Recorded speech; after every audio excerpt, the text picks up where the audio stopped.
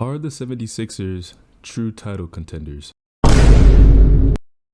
As of March 15th, they're the third seed in the East, have a record of 45-22, they're 2 games back behind the Celtics for the second seed, and are 73 in their last 10 games, and are currently on a 5-game winning streak. You may be asking, why am I saying all of this? Well, as of recently, it has taken the Sixers to win games such as coming back 17 points against the Grizzlies and coming back down 18 points against the Bucks. They've also had notable games against the Heat, Cavs and Blazers, and close games against the Celtics and Mavs. The Sixers are loaded with talent as they have an elite playmaker in James Harden, who solidified his role as one of the best playmakers in the league, and he's currently averaging 22 points per game and 45% shooting from the field, 40% from 3, and 11 points assists per game, which is first in the league. They also have one of the best, if not the best player in the league, with Joel Embiid. I'm pretty sure everyone has him at least top 5 in the MVP debate, and there's nothing wrong with that, as he's averaging 33.4 points per game on 53% shooting from the field with 10 rebounds and 1 block per game.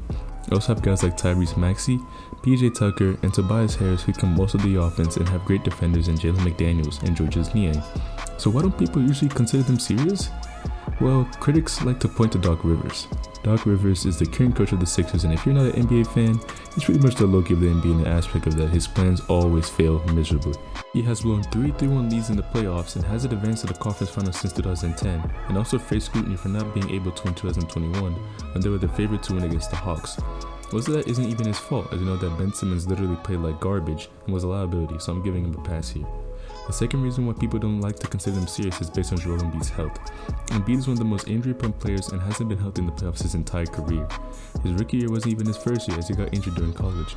Last year he didn't play in the first 2 games against the Heat due to an orbital fracture. In 2021 against the Hawks he had a sore knee which also brought down his performance a little bit, and was playing through stomach virus and upper respiratory infection in 2019, as well when the Sixers were playing against the Raptors. One of, if not the most brought up arguments against him is James Harden's playoff reliability. Harden is usually labeled as one of the worst playoff chokers in basketball, and from their standpoint, it kinda makes sense.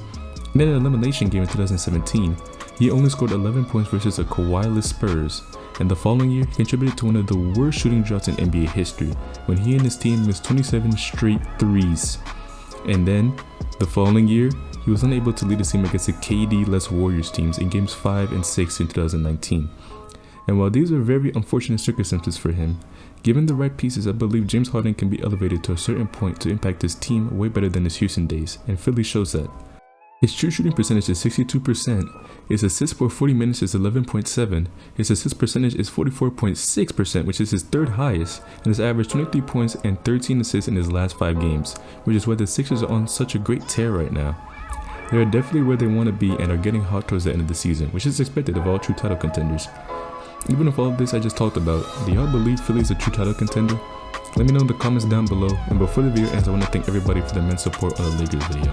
The only way is up for now, so I thank y'all very much and I'll see y'all in the next one.